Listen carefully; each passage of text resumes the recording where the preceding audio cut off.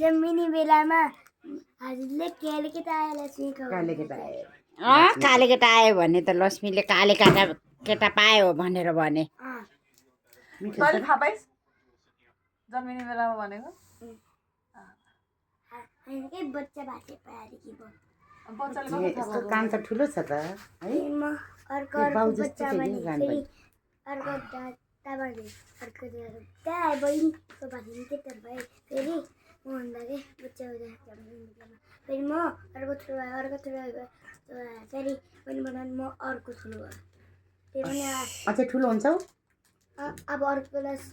पनि अझै ठुलो हुन्छ ए तर दिदा ठुलो हुन्छ मेरो दादा ठुलो हुन्छ को दादा दिवन दादा ए काले केटा आयो भने है फुपूले जन्मिने बेलामा तिमीले सुन्यौ बुझ्यौ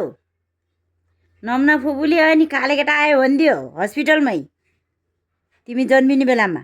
मम्मी पेटमा थिएँ फेरि मम्मीलाई करानमा थियो त्यहाँदेखि के म सानो हुँदा अनि गफ हानेको हो कि यस्तो